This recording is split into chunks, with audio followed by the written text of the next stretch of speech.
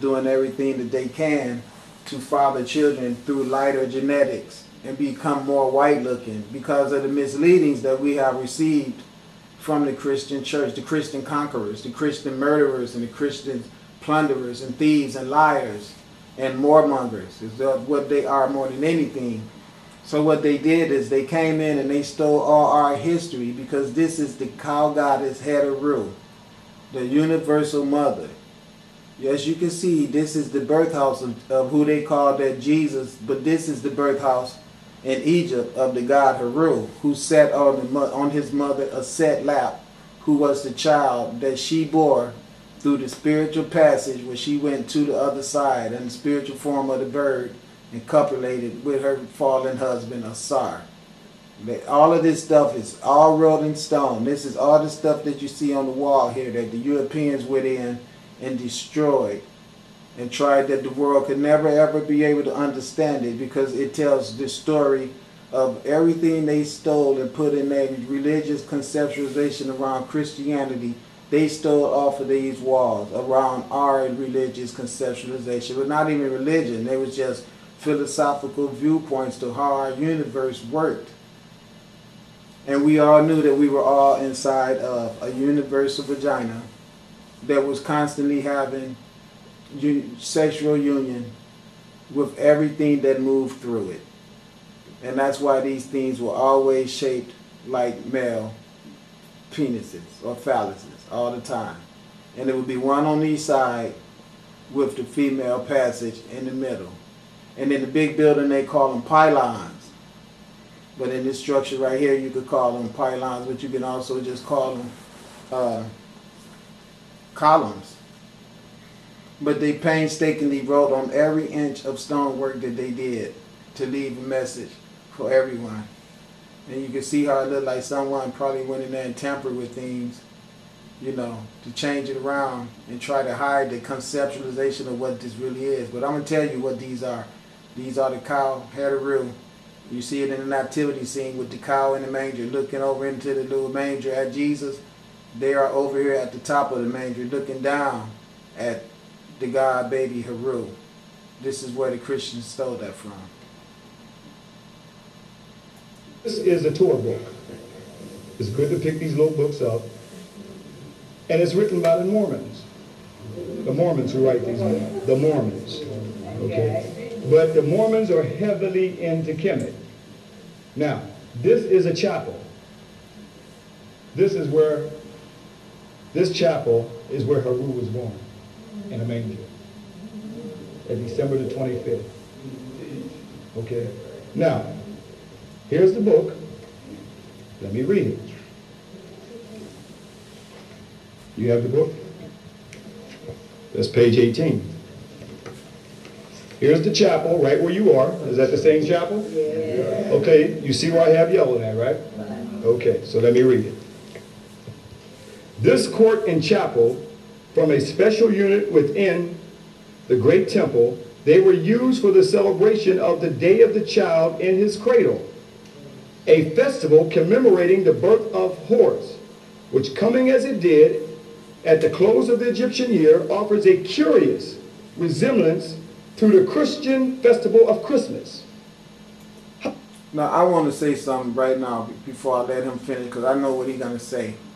They're going to say that it bear a curious, or synonymous, whatever word they use, resemblance or likeness to the Christian holiday of Christmas. Now listen, this is the stuff that really gets on my nerves, because as you can see right here, all of these hieroglyphs put in stone so many years ago. You can see how somebody came in with that barbaric ass and just tore the wall down. Look at this. This is the disrespect, just like I was reading in the book. This book I got right here. To corroborate what I'm saying to you. These people on this earth, they have no respect for us African people at all. They just think they, because of their guns and because of their treacherous demeanors and their disrespect for all laws, they just don't give a shit, you know what I'm saying? I mean, really, I'm not lying to you. That's the truth. I want to read something to you right here. Okay? But anyway, as you can see that wall torn up right there, I want to tell you what they were talking about. They was talking about in this book that I'm reading. They had one European guy from Britain. He was talking about in this book. I was reading it in this book. I'm trying to find it right now. He was talking about mummies and how they had came to the Valley of the King and found all the mummies there that had been laid away. Now these Egyptian people have been putting their mummies there forever, okay? These guys come and they find the mummies and they just didn't care about them, you know? I mean, they did not care at all. They just went in there and he said there was so many mummies in there that everywhere he stepped, he either stepped into one or he put his hands into one and tore one up, you know? And this is the stuff that they was talking about and wrote in this book without having 1 ounce of remorse or feeling 1 ounce of, you know what I'm saying? These people worked really hard to put these things here. I shouldn't be just disrespecting them and destroying them like this. He had no type of remorse like that is what I mean. Just same type of energy that was displayed by someone who could come and find this antiquity of a stone structure to prove how far back this greatness of this people go. But because they're melanated people and you have a story to hide, you just don't mind taking sledgehammers and just busting this up. You know, when you can see this is some antiquity of greatness of man.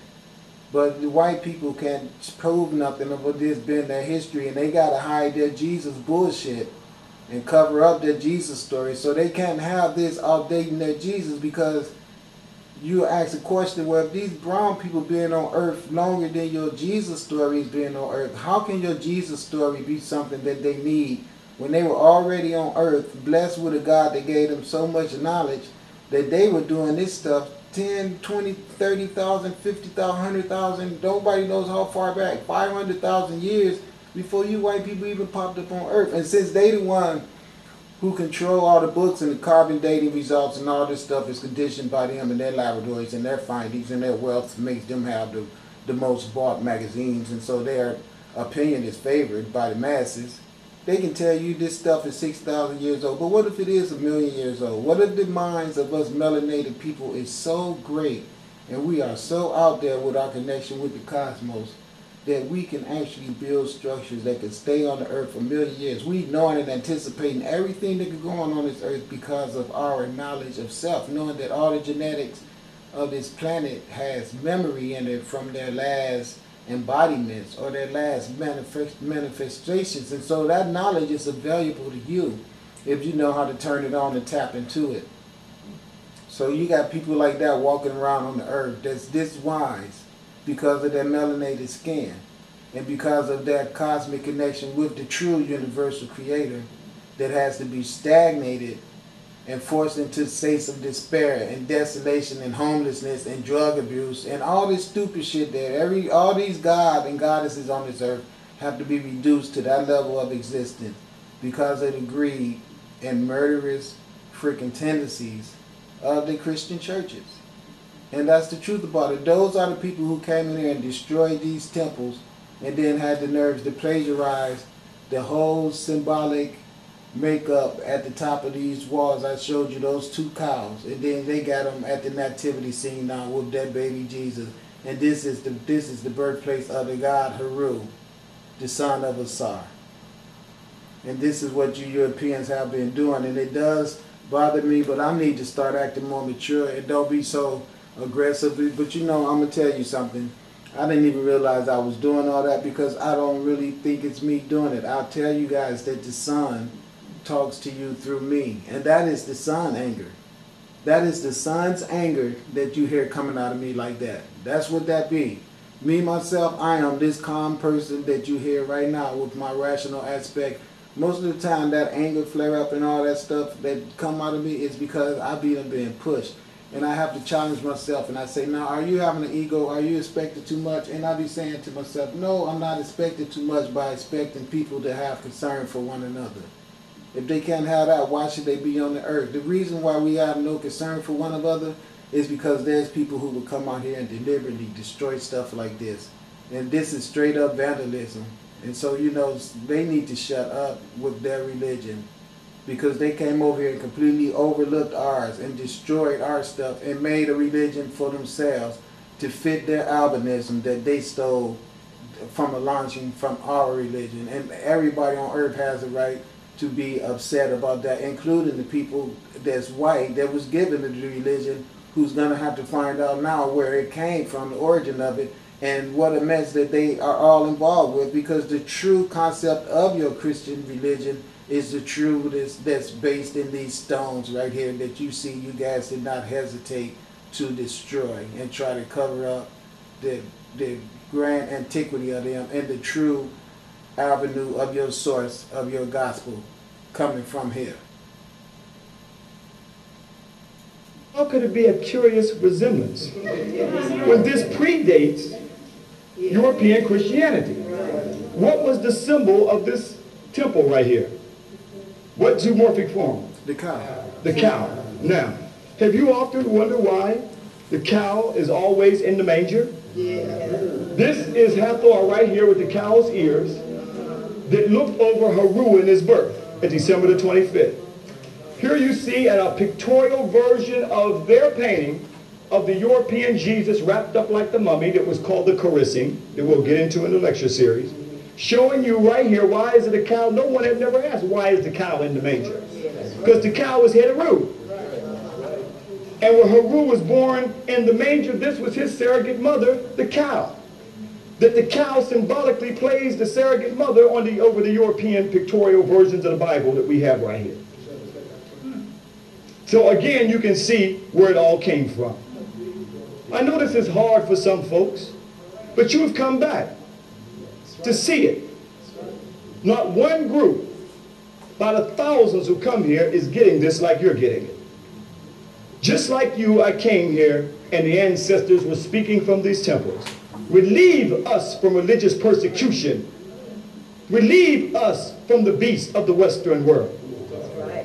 We're here for a total different reason that other people come back here. This is why we have to walk in the spirit of Ma'at. Leave Isfet behind, evil, and come and see the truth. Now you see the cow had a roof over the king horse that you see right here. That every king that was born, like horse born in this chapel right here.